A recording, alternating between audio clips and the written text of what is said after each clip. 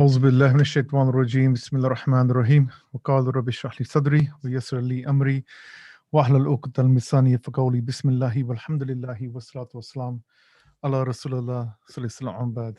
Just make sure I got this in the right position. So we're going to start off with the event now, which is the expedition to Khaybar. Now, this will probably take me a few more classes. They'll probably take about 2 lessons maybe. I'll try and get it done because there'll be Ramadan by that time, inshallah.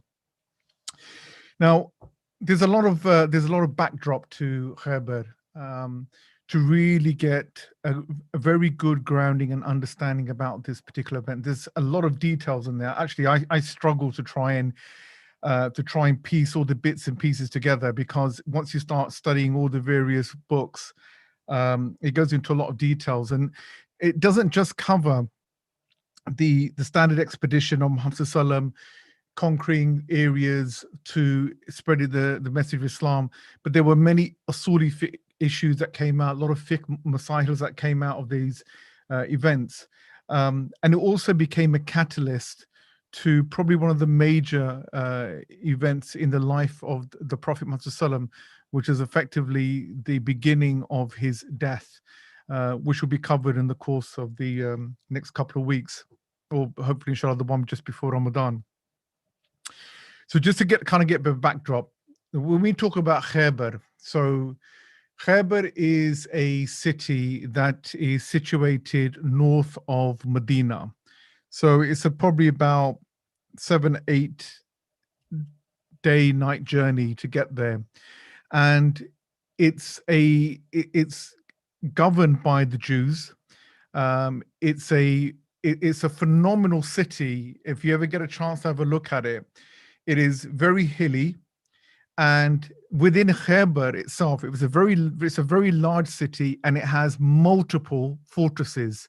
And when I mean fortresses, I mean literally there were castles within Khaybar itself.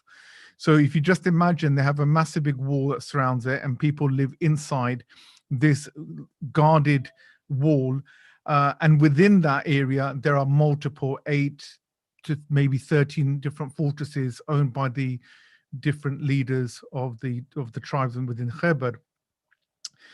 Khaybar is also very well known for its agriculture. It has huge amounts of land where the main industry is agriculture, where they grow date palm trees. Okay, so that's where they make a lot of money. A lot of the trading comes from that. And Khaybar itself is a very rich city. It's a very rich city. You can think of it like, I don't know, Beverly Hills or whatever you like, but it's loaded with, there was no banks in those days. Okay, it's loaded with cash, money, war machines, you name it. They have everything in there. And it was known to be a city that you just could not penetrate the walls of Khaybar. It was just no, nobody even bothered trying. It was a massive big land and area of a huge force of about 10,000 warriors and soldiers. So Khaybar was never a real problem for Muhammad Sallam, and neither was Muhammad Sallam a problem for the Jews in Khaybar. This only became a problem in the advent of one of the 3 tribes that were in Medina, which was Banu Nadir. So if you remember going back a few months when we were talking about the 3 tribes that exist in Medina, so Banu Qurayza, Banu Qaynuqa, Banu Nadir. So ironically, all 3 were problematic in their own way, and Muhammad Sallam had to deal with them accordingly. But Banu Nadir was the biggest problem. Okay, so when they actually got rid of Banu Nadir because of their treachery, the leaders of Banu Nadir took whatever they could with the permission of Muhammad Sallam. So Muhammad allowed them to, when he expelled them, to take whatever they can, and they left. And they didn't just go off to any place. They didn't go to Yemen, or didn't go to Hijaz or any other location, Najd, for example. Where the leaders actually went and took their families was to Khaybar. Now Khaybar was governed by they had their own government, had their own officials.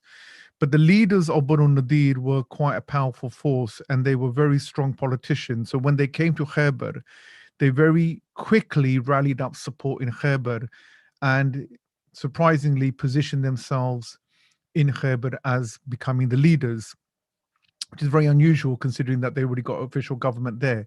This just shows the tenacity of the people of Banu Nadir, these leaders. And they went there and they rallied up support. And what they did was they really gathered and created the public opinion within Khaybar against Muhammad Sallam, really showed him to be a serious threat to them, to their livelihood, to their agriculture, to their economics, to their religion, which is not true at all, because obviously, as you know, of Islam and the way that Islam propagates itself, it is far from that. But this is what Banu Nadir wanted to instill, this fear into the people of Khaybar, so that they could they can gain public opinion from the people by putting this media campaign out against Muhammad Sallam and then get their support. And by getting that support, they effectively enlisted themselves as the leaders of the government. So this became a real big issue for for Muhammad Sallam to a certain degree, because now Khaybar became problematic for them. So the history behind that, we know, is evident of what happened in Medina, and that's where it kind of started off from. And we know that from Khaybar, while the Banu Nadir was there, we know that the Battle of the Trenches was supported and instigated by the Jews in Khaybar, because we know they went to the Quraysh and they rallied them up alongside with the Ghatafan, promising them the goods of Khaybar if they fought against Muhammad Sallam. And little did they know that all backfired on them, and that was a real bad situation for them. So, funny enough, Khaybar, ever since the Battle of the Trenches, has always been on guard, to the extent they have 10,000 warriors, 10,000 soldiers that guard the walls of Khaybar. And every morning they would come out and they would do their drills, these soldiers, and they would literally shout out, the leaders would shout out, the generals would shout out, does Muhammad really think that he will be able to penetrate Khaybar? And they were, and obviously the whole soldiers behind them would shout, impossible. This is ridiculous. So they will gain the momentum and the support of these soldiers. I was terrible at giving that example, really. Soldiers don't talk like that, do they? They shout, they scream, but I don't have the energy to do that at the moment. But you get my drift, right? They do this drill every morning, trying to give the soldiers the impression Muhammad and his army think they can come and penetrate these walls. They're crazy. And so they would give themselves this belief. But they always believed, the people of Khaybar always knew that Muhammad Sallam was going to come for them because of what happened with Banu Nadir and the fact that they were the instigators against the Muslims. So people like Salam ibn Abi al-Huqayq and his brother Kinana ibn Abu al-Huqayq, and then Huway ibn Akhtab. These are one of the three of the leaders that went from Medina and entered themselves into Khaybar and gathered up the support they needed. So interestingly enough, eventually the news got out that Muhammad Sallam was coming towards Khaybar. How did this all begin? So we talked about how Muhammad Sallam returned back from Hudaybiyah. And when he returned back, he entered back into Medina. He stayed there for 20 days. The thing that motivated Muhammad Sallam, why 20 days? Why after 20 days did he go straight for Khaybar? Why not the rest? Why not anything else? Because that came down in an ayah from Angel Jibreel whilst Muhammad Sallam was on his way back to Medina. And in that ayah, Allah subhanahu wa ta'ala says that indeed Allah was pleased with the believers when they gave their pledge, their bay'ah, to you, O Muhammad, under the tree, i.e. the pledge of Ridwan. And he knew what was in their hearts, and and Allah sent down a sakina, calmness and tranquility upon them, and he rewarded them with the near victory and abundant spoils that they will capture. So that was the clue. So Allah saying, you went to Hudaybiyah, okay, you were angry, you never got into Makkah. But because of your commitment to Muhammad sallallahu alaihi wasallam, because of your commitment to Allah, because of the bay'ah that you are given, Allah is now going to give you a victory which is much closer than what you think. And so Allah is ever Almighty, all wise. So Allah has promised you abundant spoils that you will capture, and he has hastened for you this, and he has restrained the hands of men from you, that it may be a sign for the believers, that he may guide you to the straight path. And other victories and much other booty there are that Allah Ta'ala promises. So this was the indication, this was the ayah that was revealed to Muhammad Sallam, that he knew that, look, even though the difficulties that we face in Hudaybiyah, Allah is now giving you an open doorway to something big. They did not know what that was until Muhammad Sallam called out for the crier and said, give out the warning and tell people, prepare themselves, because we are going to Khaybar and we are going to take Khaybar. And that was the perfect timing. You see, Muhammad ﷺ would never consider taking Khaybar if he didn't have that treaty now with the Quraysh. What was that treaty? If you remember, we will not fight in a period of 10 years.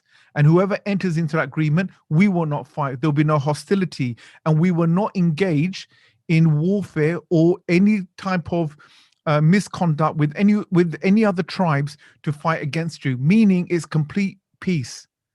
So that means Muhammad knew that the Quraysh, the Jews were unable to go to the Quraysh for any support. So the opportunity was right there, right in front of him. So when Muhammad came back to Medina and he called out for the people, get yourself ready and prepare. And so this was 20 to 27 days after Muhammad arrived in Medina.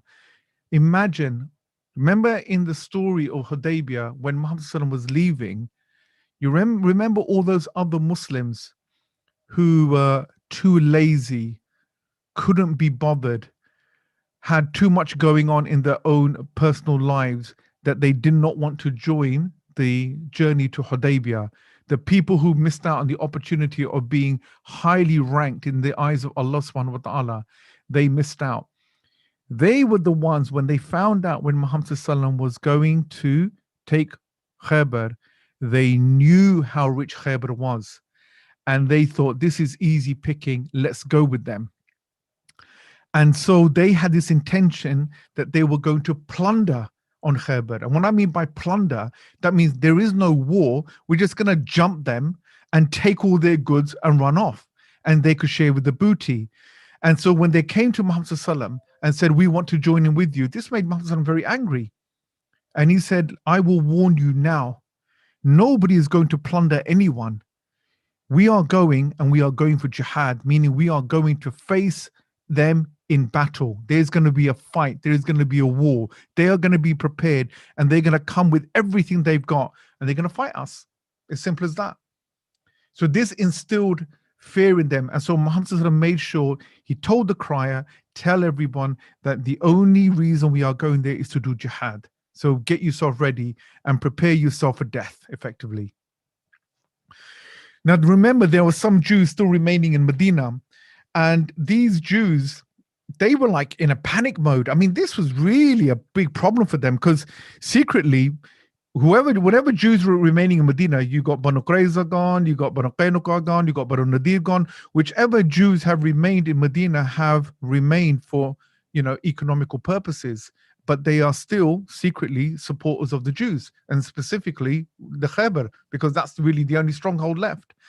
So when they found out that Muhammad was going there, this really bothered them. And so what they began to do is that all of the Muslims in Medina who were indebted to them, who owed them money, the Jews went to those Muslims and said to them, before you go, you need to pay all your money, the money that you owe us. Right? We gave you money for your families or whatever it was, your businesses. You need to pay that money back because we don't even know if you're going to come back alive.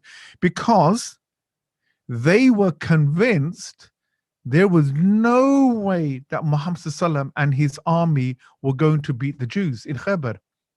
Khaybar has never been penetrated. It is multiple fortresses.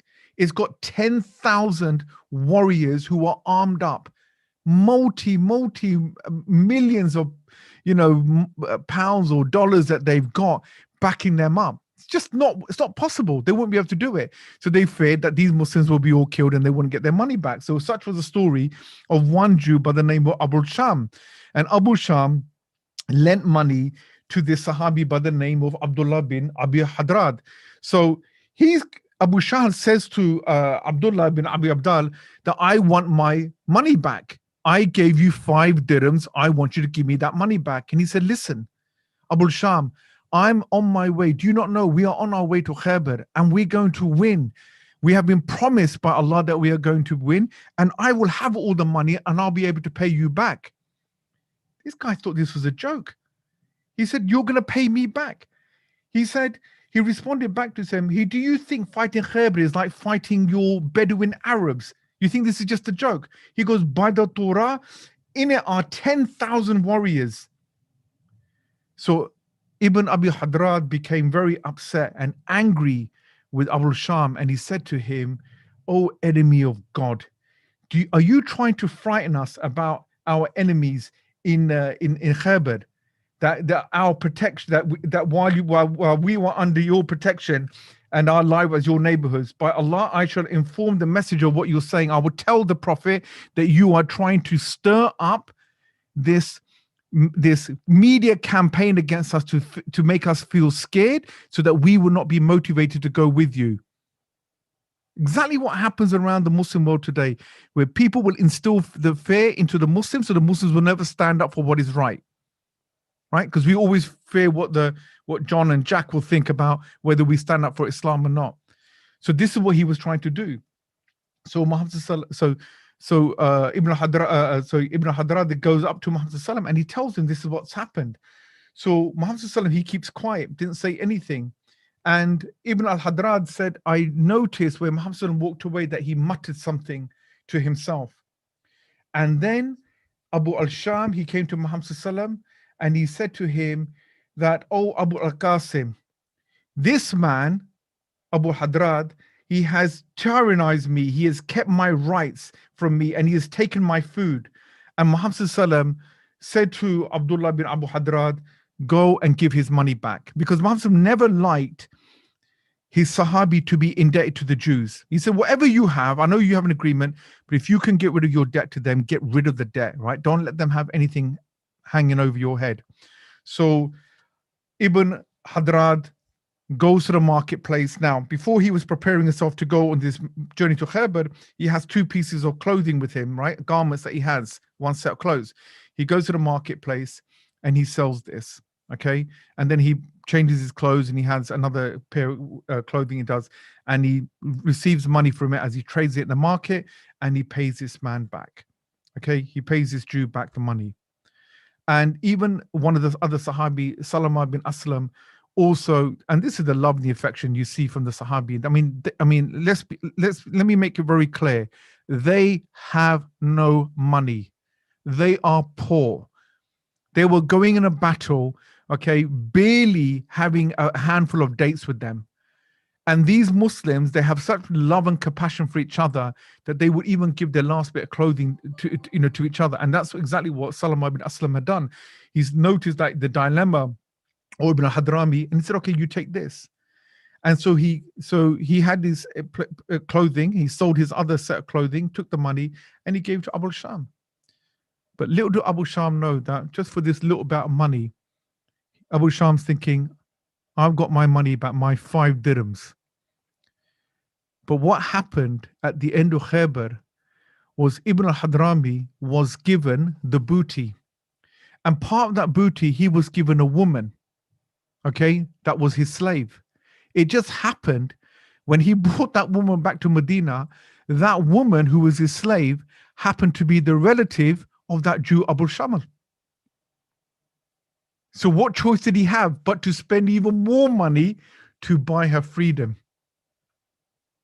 So Ibn Hadrami made money out of this situation. Allah Ta'ala gave him more. When the preparation began, you could see, just to give an example of how difficult this was for many of the Muslims, because they love going for fighting. They love going because they just went for one reason. For them, it was a one-way ticket. They go, they fight, fi sabilillah, and they will get the greatest reward. But they have families that they have to take care of. Such was the story with one Sahabi by the name of Abu As, and Abu Abs bin Jabr.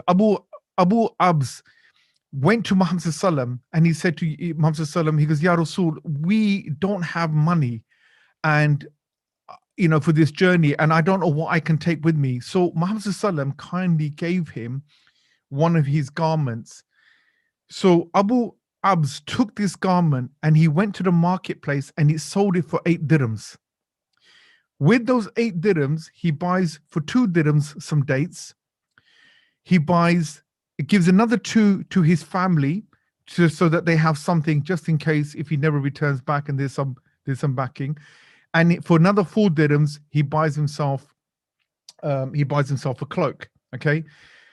Now, when they're leaving and they're on their journey, Abu Abs is wearing this beautiful. It wasn't beautiful. It was just a very glittery cloak that he had, like an overcoat, because it was in the heat of the summer when they went, but in the nighttime, the temperature drops severely. It's freezing. So those who've been to Hajj during the summertime, the temperature just does drop and it can get very, very cold. So as they're walking through the desert, Muhammad Sallam, as the army as they left and they were going towards Khaybar, Muhammad Sallam noticed this man in the night and he can see the moon that was reflecting off his cloak and everything was glittering and shining. And he said to the people, the army, who is that man who is in front of us? Overtake him, go.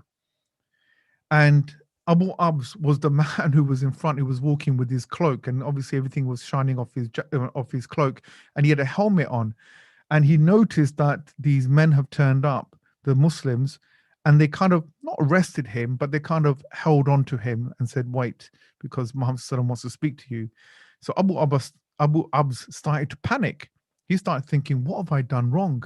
And he started to think of all the possibilities, all the things that he must have done wrong that made Muhammad Sallam angry and why they've arrested him. When Muhammad Sallam caught up with him, he said to him, Abu Abs, why are you walking ahead of everybody else? Why aren't you walking with us? Or why aren't you traveling with us? And he responded to Muhammad Sallam, he said, surely my camel is more superior in strength and power and it moves much faster. So Muhammad Sallam just laughed. And then he said to him, what did you do with the cloak? What did you do with the garment that I gave you? Where is it? And he said to Muhammad Sallam, and he felt a little bit embarrassed. And he said, Ya Rasul, he said, I'm a poor man and I have took that garment you gave me and I bought some dates for my provision for this journey. I bought myself this cloak and I left some money with my family. And Muhammad Sallam responded to him and he said, oh, Abu Abs, you and your companions who are with you now, by Allah, you are all poor right now. But by him who keeps my soul in his hand, Allah, if you stay safe and just live a little longer, your provisions will increase. And what you left to your family will increase. And your land and your slaves and whatever is in your interest will increase. How good it will be for you. I can see it all. And Abu Abs, he narrated in a hadith, he said, after the Khaybar and much later after that, he goes, I never ever suffered with poverty. He said, I was literally like a millionaire. And I remember the words what Muhammad Sallam told me. And these are the motivation that Muhammad Sallam tried to give many of these. And they're not false motivation, lies. These are things that Muhammad Sallam had insight of that was given to him by Angel Jibreel. So the journey began and all of these Muslims took their journey, making their preparations, and they left to go to Khaybar.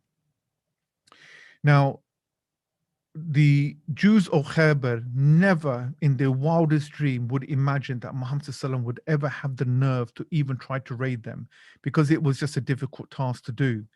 And as a result of this, the Jews in Medina, they used to say to Muhammad Sallam, as he was preparing for Khaybar, they used to look at him and all the Muslims and they used to say to him, by God, how much more forbidding is Khaybar for you? How much more forbidding is Khaybar for you? If you see Khaybar and its fortresses and its men, you will surely return before you even reach them. The towering fortresses, they're on top of the mountains, and the water in it flows continuously. Indeed, in Khaybar, there are 1,000 men in armor. And such was the situation for the Banu Asad and for the Banu Ghatafan, that even they took protection from the people of Khaybar against their own people. Can you imagine? Meaning that if it's like the mafia, if the mafia give you protection, doesn't matter which gang comes along, no one can touch you. So Khaybar, if they gave their protection to the Ghatafan and to the Banu Asad, not one tribe dared even to attack them because they knew they had the backing of Khaybar. So what makes you think that you're going to be able to do this? So they tried to really scare the Sahabi and the Muhammad Sallam, but to no avail.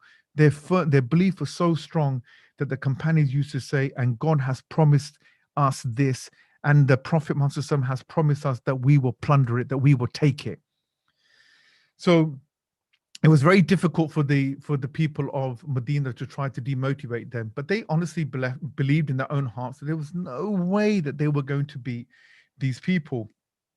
So when the journey began and they took their long, sort of 8-9 day night journey to Khaybar, I want to just mention at this point the introduction to the famous Abu Hurairah radiallahu anhu. So Abu Hurairah has never been mentioned in the Seerah up until now, okay? Because Abu Hurairah actually enters into the story of the Seerah in the 7th after Hijrah. Why I say that with a little bit of shock is because Abu Hurairah is the Sahabi that has probably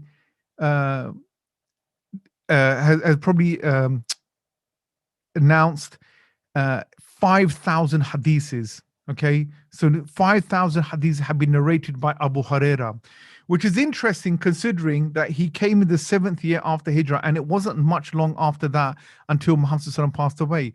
Do you know exactly how long Abu Hurairah was around with Muhammad Sallallahu before Muhammad Sallallahu had passed away? 2 years and 3 months. And yet he was the single Sahabi who narrated the most hadiths and the strong hadiths as well.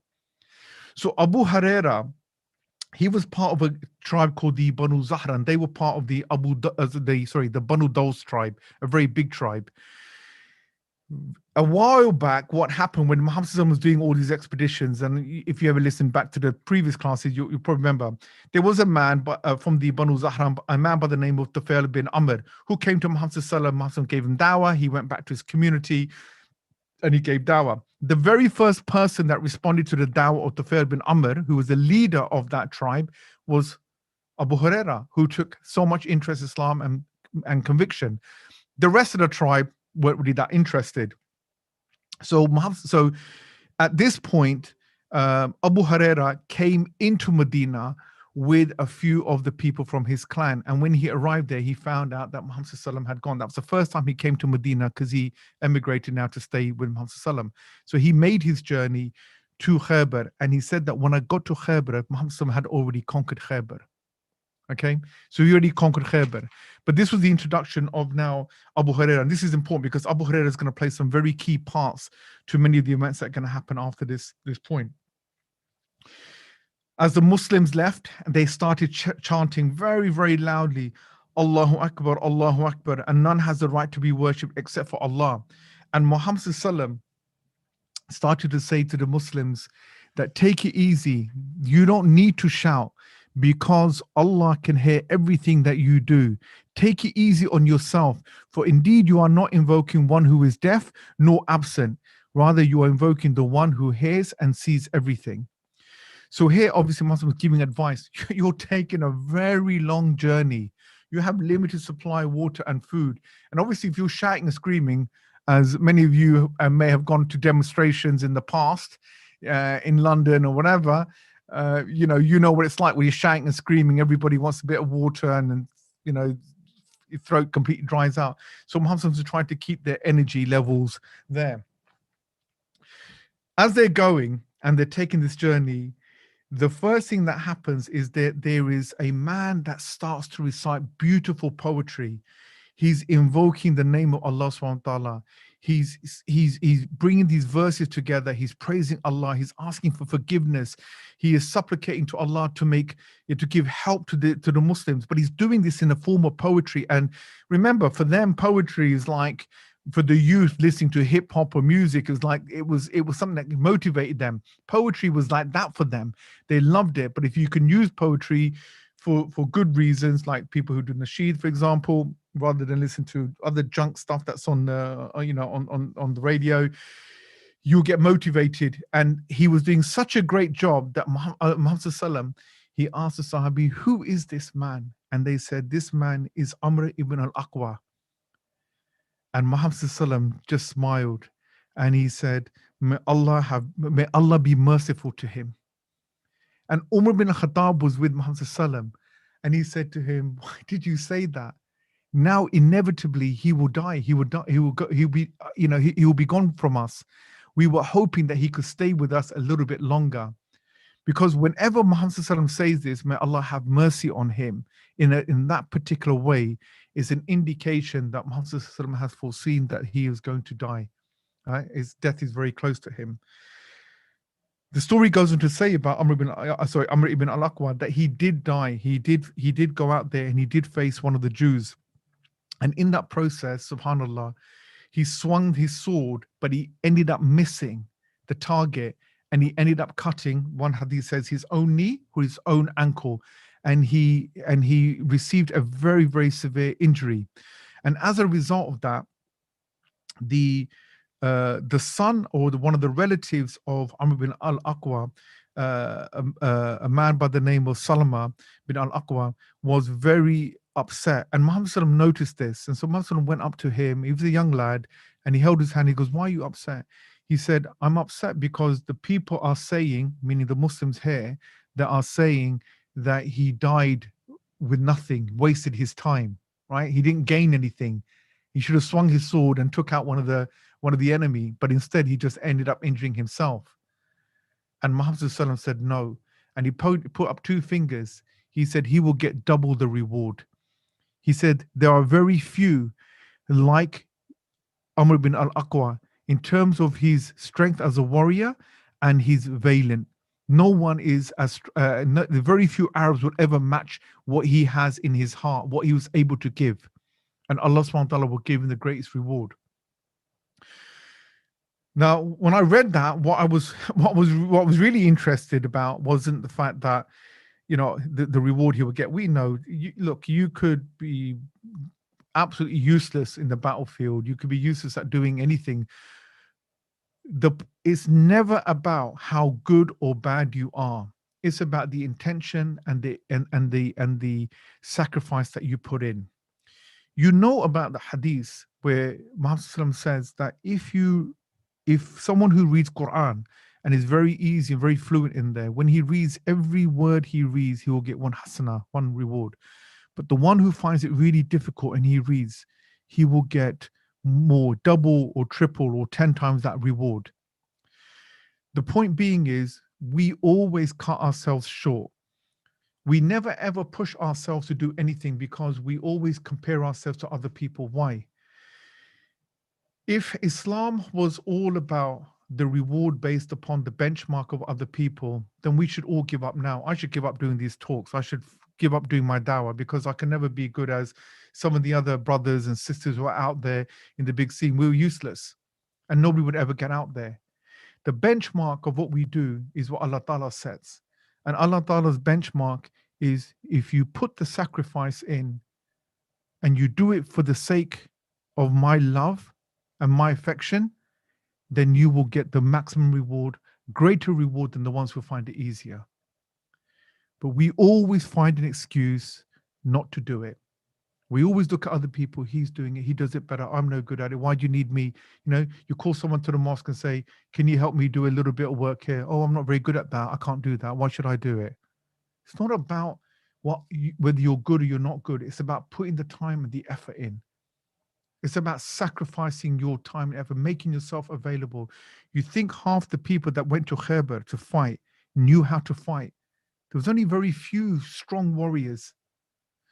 So here, the people that said to Salama that, oh, your father, or your uncle is not going to get any reward or he's not going to gain anything because he didn't actually achieve anything.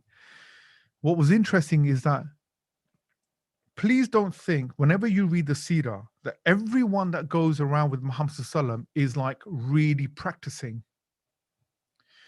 Muhammad Sallam had a mixed mash of people, the same kind of people that exist today in our own community. We are all ranked differently. The only difference is we don't know what a ranking is. Yeah? You go to the office and you know you're an MD. You know you're an ED. You know that you're a VP. Okay, you know you got certain rankings. You go to school. You know you're the prefect. You know you're the team captain. You know you're this, you're that. Here, when it comes to ranking with Allah subhanahu wa ta'ala, we don't know where we rank. And that's what gives us the motivation to keep pushing ourselves higher and higher and higher. And we always think, a humble person always thinks that he's never better than anybody else and always strives to do better. The people that used to go with Muhammad Sallam, not all of them were at the top rank. A lot of people just went there because they were greedy for the money. A lot of people went there because they were selfish. And we're going to find out from certain stories here, okay, that will make you realize, okay? So you need to understand that even in Muhammad Sallam, there are going to be people there that are around the Muslims who try to demotivate other people. There are people who will go with you and say, oh, why are we doing this charity work? It's raining. Why can't we come back tomorrow? Etc., etc. These are the people that will try to drive you down. So when Muhammad Sallam responded back to Salama, he gave him the understanding that forget these people, what they tell you. Who are they to tell you what reward he gets and what reward he doesn't get?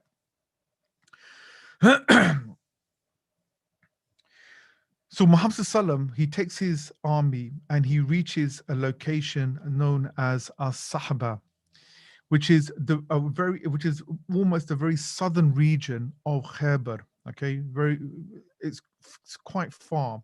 Okay, now he prays Asr there, and then he calls the Sahabi to bring food. And what they bring is they bring this barley and dates, and they wet it with water to give it weight.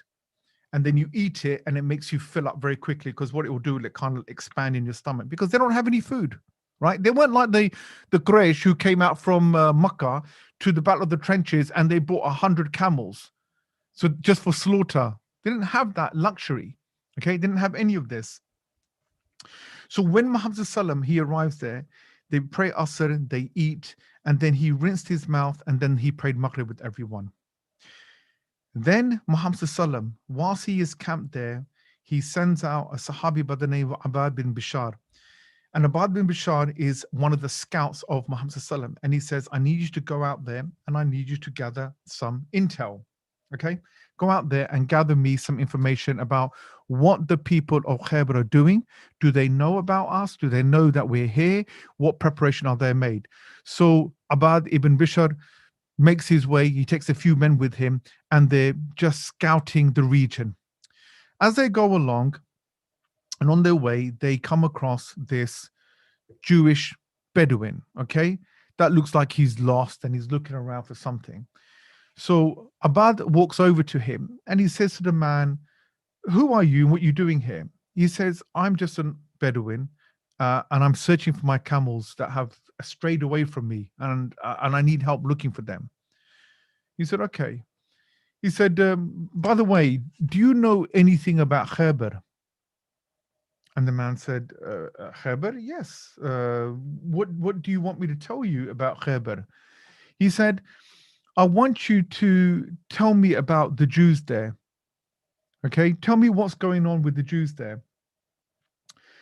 So this man, he replied that Kinana ibn Abi al-Huqayq and Huda ibn Qais, these leaders of the Khaybar, they made a trip with 14 men to the Ghatafan tribe. And they went there and asked them for help against the Muslims. And they've offered them the entire year of harvest of Khaybar. And that is a lot of money. So if you imagine, it's like, I don't know, saying, if you join my war and I make iPhones, I will give you 1 year's produce of iPhones in my factory. Work it out. £1,000 a phone, 1 year's production. We produce how many in a day? Yeah, exactly. You get an idea. It's a lot of money. So this Jew Bedouin is telling Abad that what I've heard from Khaybar is that these leaders of Khaybar, they've gone to the Ghatafan tribe and they've installed for their help and they've paid them off and said, we'll pay you 1 year's worth of harvest of Khaybar in return of your help. So the people of the Ghatafan have agreed and they have come and they've gone into the fortresses with them, waiting for the Muhammad and his people to come. And they are led by Uwaina bin Hisham, who was Uwaina bin Hisham. We've talked about him before previously. He was the guy who also led the Ghatafan tribe in the Battle of the Trenches. So they are in there with them now. And on top of that, from my understanding, they have 10,000 fighters themselves. They have huge fortresses with huge quantities of food and water. And as a matter of fact, they have so much. Apparently, what I've heard is they have enough stock there that will last them at least 2 to 3 years, which is probably true, right? They probably had that, okay? And I really don't think that anyone would be a match for these guys. Abad ibn Bishr, listening to this, says, you know what, I've had enough. He raised up his hand, he had a whip in his hand, and he says, and he started to whip him about 3 or 4 times. He says, if you don't tell me the truth, I'm going to strike your neck. He said, I'm not stupid. I know you're a spy because of the way that you're talking. So immediately the Bedouin, the Jew, he was a weak individual. He cracked under pressure very quickly because he could see the strength of Abad. And he thought, okay, I'll tell you the truth. Yes, you're right. I'm a simple Bedouin, and I am a spy. And I was told by the Jews of Khaybar, I was told that I should come out here, go across this road, and assess your strength and what you guys are doing, and that if I run into you or any of you, that I should tell you all of this information. I should tell you that this is what's happening and what they're preparing. But I'll tell you the truth. The truth is this: the people of Khaybar are absolutely cacking themselves. They are so scared that if Muhammad turns up with his army, they got no chance to beat him. You know why? Because they've seen what Muhammad has done to Banu Qurayza. They have seen what he's done to Banu Nadir, what he's done to Banu Qaynuqa. They've seen what happened in the Battle of the Trenches. They've seen what they've done to the Quraysh in the Battle of Badr and Uhud. This man is unbeatable. And you don't think they know in their hearts, in their books, that he's not the messenger of God? They are petrified. And therefore, I was meant to say this so that it will weaken your resolve and you would turn away and you would not decide to tackle him. So, obviously, Muhammad ﷺ heard news of this, and that wasn't going to deter them because the Muslims were already promised by Allah subhanahu wa ta'ala they were going to get this. Okay? But you don't need a promise from Allah subhanahu wa ta'ala. Allah ta'ala always gives us promises. We always believe in our hearts that whatever we venture out to do, if it's for the cause of good, and good is anything fard, mandu, mubah, but anything for the sake of Allah subhanahu wa ta'ala, put your trust in Allah and leave the results in His hands. Why do you worry? The Muslims were so outnumbered. It was in any rule book, right? In any strategy of a general of an army, he would say there was no chance in history that this man would have even won with the numbers he had and the fact that they traveled for so long, they had no food, they had no arsenals, and they were going to face effectively a superpower. There was no way they were going to win. But Muhammad ﷺ was given this confidence from Allah subhanahu wa ta'ala, and he instilled that same confidence into the Muslims. And so that was the case, and so this didn't weaken them. So for them, that completely failed. Now, Muhammad ﷺ, when Muhammad ﷺ came to, when he traveled from the southern region of Khaybar, he came to the closest point to Khaybar where he was standing in effectively a mountain where he can look down at Khaybar. When he came with the army, he asked the army to stop. And there he made a very famous dua. And he said, "Oh Allah, Lord of the seven heavens and all that they envelope, Lord of the seven earths and all that they carry, Lord of all the devils and all whom they misguide, Lord of the winds and all whom they whisk away. I ask you for the goodness of this village, the goodness of its inhabitants, and for all the goodness found within it. I take refuge with you from the evil of this village and the evil of its inhabitants, and from the evil found within. And here Muhammad Sallallahu made this beautiful dua, and then he proceeded on the name of Allah, and then he went forward into Khaybar. Now, when he arrived there at Khaybar, so this was again interesting. So he camps himself kind of like just outside Khaybar. So none of the people of Khaybar know he's there because they've actually gone back into the fortress. One of the Sahabi says to Muhammad Sallallahu, can I ask you, Ya Rasul, is this position that you put us in, is this a position that is a revelation that's come from Allah that we should be here? Or is this just your view? And Muhammad Sallallahu said, it's my view, my opinion. He said, then can I suggest something better? Can we have a conversation? He said, yes. He said, I know these people very well and I know how they fight. If we position ourselves right underneath their feet, their fortresses are very high and their weapons are state of the art. They can fire arrows and they will hit us. Can I suggest that we move further out to a position where those arrows will not be able to reach us and we are in safe position? Because the idea is that Muhammad ﷺ will station himself at night, and in the day they come out and they fight, then they go back at night. What they don't want to do is be somewhere at night when no one's fighting and these guys are shooting at them and they're all getting shot.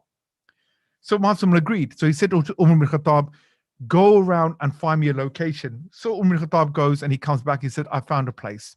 And it was an area called Ar-Raji. Okay. So this was the location where they decided to encamp. The other reason why they to encamp Ar-Raji is because now I'm going to give you different kind of views on this story about the Ghatafan. Ar-Raji was positioned between Khaybar and the Ghatafan tribe. And so what Muhammad wanted to ensure was if the Ghatafan were coming, that they could quickly neutralize them before they entered into the fortress and give aid and support to those Muslims. So here's the interesting story in regards to the Ghatafan tribe. So apparently one of the views was that when the Jews, 14 leaders went to see the Ghatafan tribe, and they made the deal with them and said, we will give you, and they say 1/2 of Khaybar's harvest or one whole amount of their harvest for 1 year only. And they agreed because Ghatafan, as I said to you before, they are what? They are mercenaries. That's all they are. They are literally mercenaries. And all they do is that you pay them the right money and they will come. Okay. So they've now, apparently, one indication is that they've entered into the fortress with a huge number of army, okay, about 3,000 to 4,000. And Muhammad ﷺ hears about the fact that these people are now actually within the fortress. So Muhammad ﷺ asks one of the Sahabi that I want you to go there and talk to them and then see if you can get Uayna bin Anais out of there and basically to leave, to weaken them. So this Sahabi makes his way into the fortress and he asks for permission so he can come in to speak to the leader of the Ghatafan. Now, the Jew who runs that fortress was not comfortable with the Sahabi coming in because he said, if he comes into my fortress, he will know all the secrets, what I've got in here, and basically the passages, how to break in. So if you want to go and talk to him, then you need to go outside and speak with him. So Uayna goes outside and he starts to have this conversation with the Sahabi. And the Sahabi says to him, look, you know that Muhammad sallallahu alaihi wasallam, the messenger of God, has been promised that he will be given Khaybar.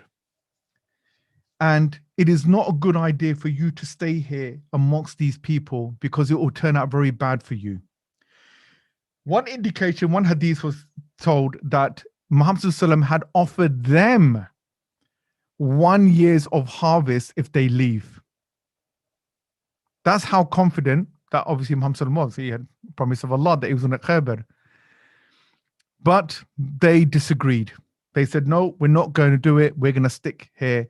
And they were very harsh against the Sahabi and they went off. So the next morning, Muhammad ﷺ prepared his army and they went out there and they did their first day of fighting. Now, this is a very long siege, right? You got to remember, Muhammad ﷺ, the way he took Khaybar, multiple fortresses, he had to take Khaybar one by one. He had to take each fortress one by one.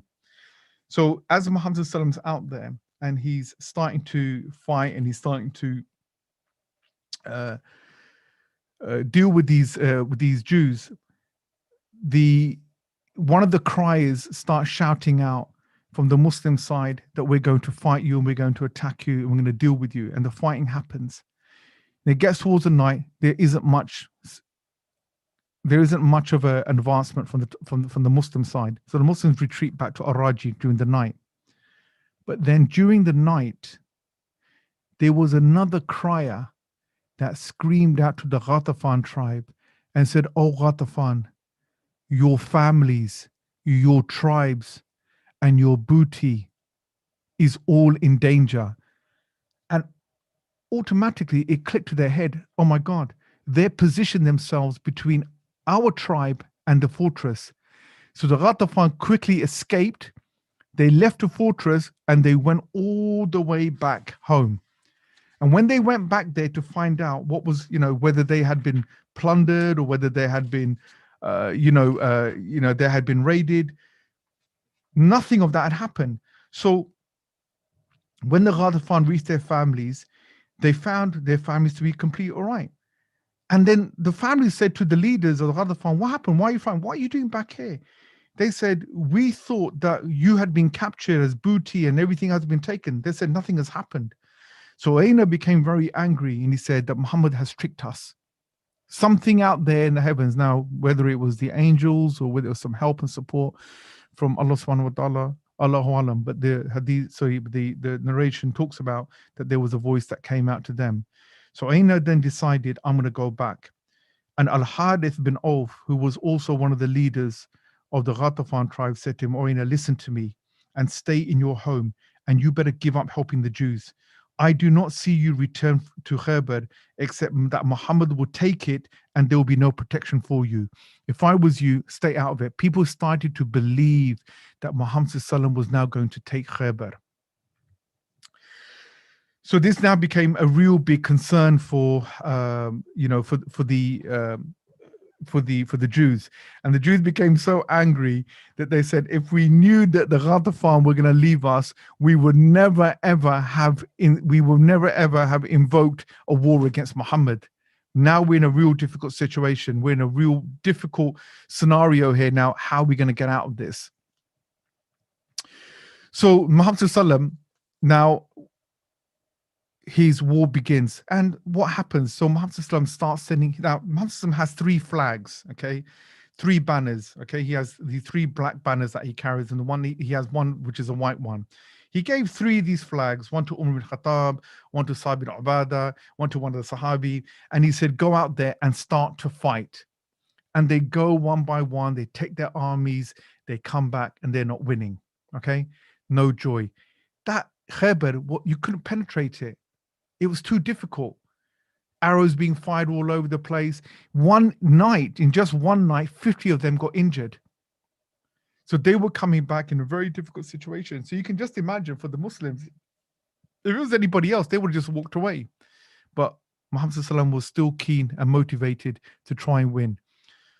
So Muhammad ﷺ, after sending many of these Sahabis out one by one, he said, tomorrow I'm going to give the flag to someone who will take it from me and Allah will love him and make him victorious. So the Sahabi were like, wow, who's he going to give it to? So in the early mornings, when everyone woke up, Everyone gathered around Muhammad said, can I take the flag? Can I take the flag? Muhammad, no. What did he do? He called for Hazrat Ali. He said, where's Ali? And the people said, Ali is in his tent. He's got he has an infection in his eyes that is really bothering him. He can't open, he can't see. So Muhammad goes over to the tent of Hazrat Ali and he says to him, what's the matter? He goes, I got some sort of infection. Now I just want to explain something to you. So Khaybar there is a problem with Khaybar in terms of, because of the dates there, because there's so many date palm trees they have loads, many, okay, and as a result of that, many insects they come, and so there's always a high rate of diseases and illnesses because they also infect the water that they drink. So there's always a danger of getting some sort of infection, and that's exactly what happened to Hazrat Ali. He received an infection. This is where the Karamat of Muhammad came. He said to Hazrat Ali, open your eyes. And when he opened his eyes, Muhammad spat in his eyes one by one, made a dua. And Hazrat Ali says, ever since that day, my eyes has never been infected or never been injured. Then he said to Ali, take this flag and go forward. And then Hazrat Ali said to Muhammad, if I go forward, how shall I invite them? He said, you go in there and you invite all of them to Islam. You don't stop until they become Muslim or you defeat them. So Hazrat Ali picks up the banner, and in the early morning, he takes a group of his battalion and he marches out to the forefront of the gates. And there, when he comes to the gates, some of the leaders and the warriors of the Jews, they come out for the duel. So one by one, these duels begin to happen. And what was the fate of the Muslims, that you'll find out inshallah next week. So Jazakallah khair for that.